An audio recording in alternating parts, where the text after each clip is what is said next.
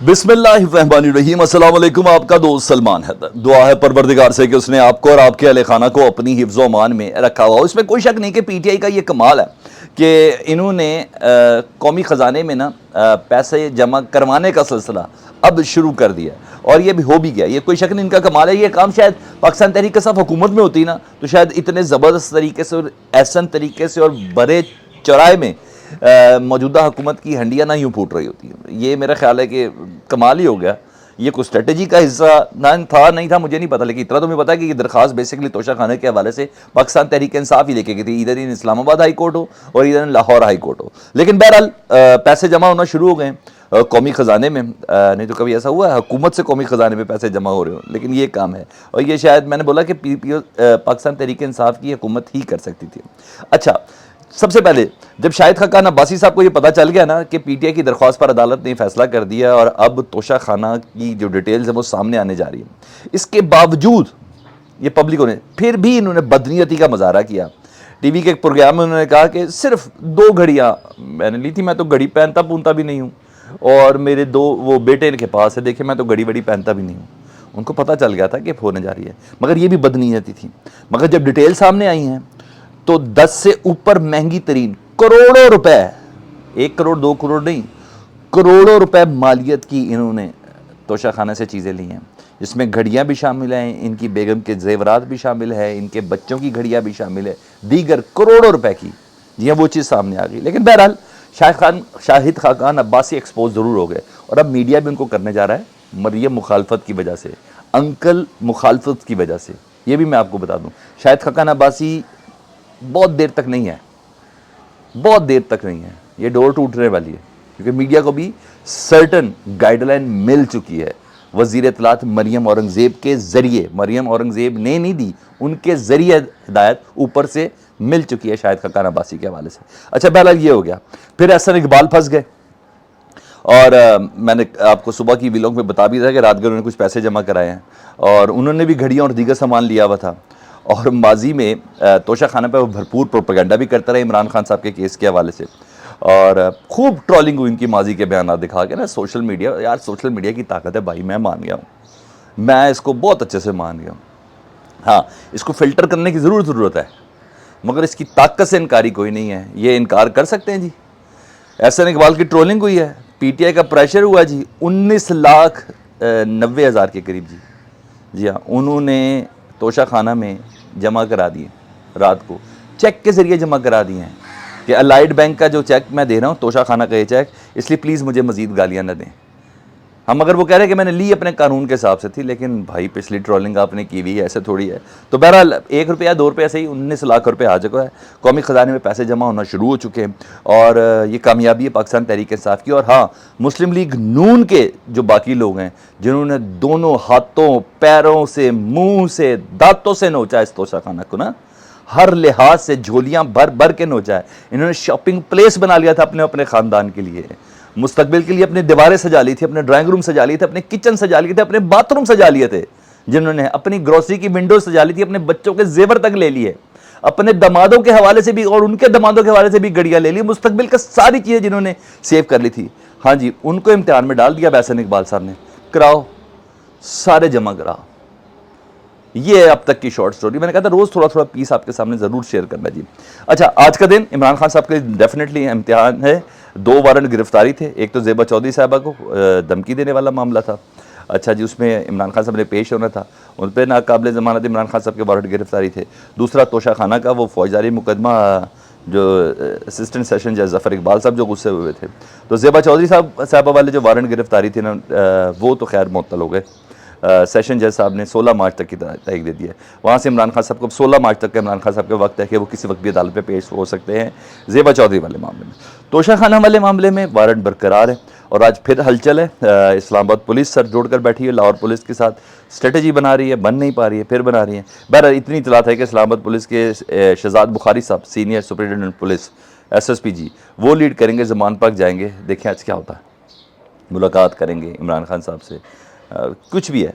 लेकिन बहरहाल ये स्ट्रेटजी तो है। मैंने आपको बता दिया इतना कि निगरान हुकूमत ने अपने लिए सबसे बड़ा चैलेंज समझा, वो तारीख में ये नाम लिखवाना चाहते हैं कि इमरान खान को हमने गिरफ़्तार करवाया जी। ये तो इतनी सी चीज़ समझ में आ गई। दूसरा जी, लाहौर हाई कोर्ट ने तहरीरी हुक्मनामा, मैं ज़रा थोड़ा तोशा खाना के हवाले से बताऊँ, लाहौर हाई कोर्ट ने ना तहरीरी हुक्मनामा जारी कर दिया जी। पहले सेक्शन अफसर ने कहा था कि 2001 से पहले का रिकॉर्ड हमारे पास ना तस्दीक शुदा नहीं है तोशा खाने का, क्योंकि 2002 से 2022 तक का करवाया ना, तो 21 साल का तो नहीं। लाहौर हाई कोर्ट ने कहा था हमें पूरा पिछला रिकॉर्ड चाहिए, तो उन्होंने कहा 2001 से पहले का रिकॉर्ड तस्दीक शुदा नहीं है। तो जज साहब ने कहा आप रिकॉर्ड पेश करें, इतनी टेंशन नहीं लेनी, तस्दीक शुदा है या नहीं है इसकी जांच ना 21 मार्च को ओपन कोर्ट के अंदर कर लेंगे। तो 1991 से 2001 तक का रिकॉर्ड अदालत ने पेश करने का भी फ़ौरन हुक्म दिया है। और इस दौरान ये ध्यान में रखिएगा, बेनज़ीर भुट्टो साहबा की 2 हुकूमतें हैं और नवाज शरीफ साहब की हुकूमत है।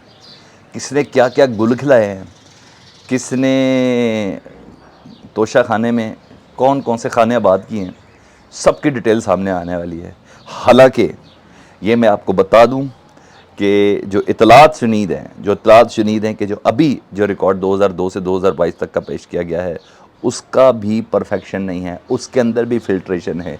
कई जर्नल्स और कई जजेस का रिकॉर्ड उसके अंदर शामिल नहीं है, कई मुक़्तदर लोगों के रिकॉर्ड शामिल नहीं है, कई सियासतदानों के रिकॉर्ड इसके अंदर शामिल नहीं है। बहुत फ़िल्टर हो चुका हुआ है, ये मैं आपको बता दूं, यहाँ तक इतलात है।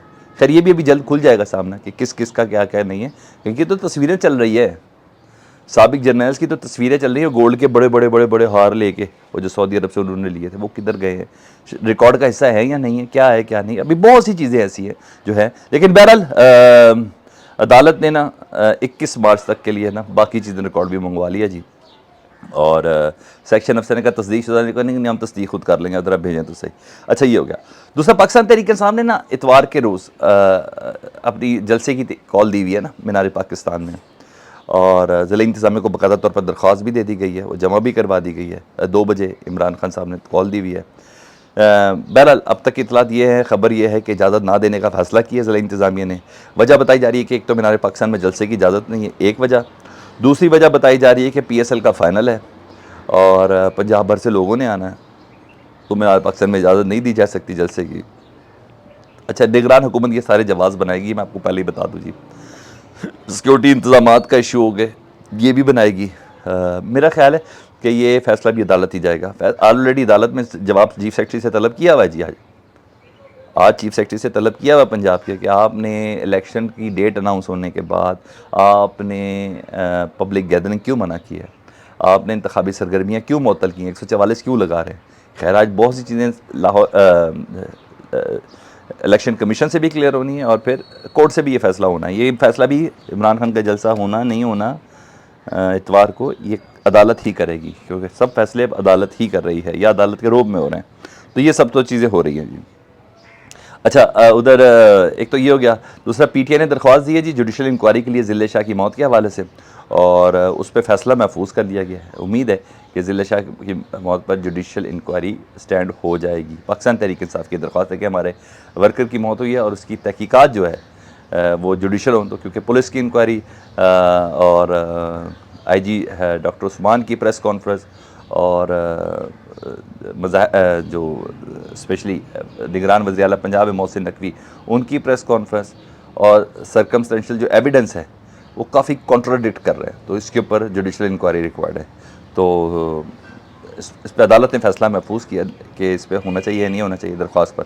तो लेट्स सी, थोड़ा वेट कर लेते हैं, वो भी आ जाएगी। और पाकिस्तान तहरीक इंसाफ ने ये बड़ा मामला है, chief justice Lahore high court को ये दरख्वास्त दी है जी कि RO का जो मामला है ना वो अदालती अमले के साथ नत्थी किया जाए। हमें RO जो हैं वो हमें अदालती अमला चाहिए, हमें दूसरे लोग सरकारी मुलाजिम स्कूल टीचर वगैरह नहीं चाहिए। ये दबाव में, ये प्रेशर में, ये सब कुछ जा सकते हैं। अगर फ्री एंड फेयर इलेक्शन कराने हैं तो RO का जो फैसला है ना कि अदालतें नहीं दे सकती अमला, प्लीज़ अदालत ही दे free and free election, fair election के हवाले से, तो ताकि मामला समूह चले, धांधली का कोई शुबा ना रहे। तो ये चीज़ हो गई। आखिरी खबर जो मैंने आपको दे दी है मेरे लिए बड़ी इंटरेस्टिंग है, क्योंकि उन्होंने ये तो कहा था साबिक चीफ जस्टिस साकिब निसार ने कि मैं आपको इंटरव्यू नहीं दूंगा, लेकिन थोड़ी बहुत बात करके शटअप कॉल्स तो ज़रूर दे रहे हैं। साकिब निसार साहब ने मरियम बीबी को जवाब दिया, 2-3 जुमले सुन लें, और कुछ में हमारी प्रीवियस खबरों की सदाकत भी है। उन्होंने कहा बदतमीज़ी का उन्होंने जवाब यूँ दिया कि बेअदब और बदतमीज़ औलाद जिसे किसी बड़े से बात करने की तमीज़ नहीं है।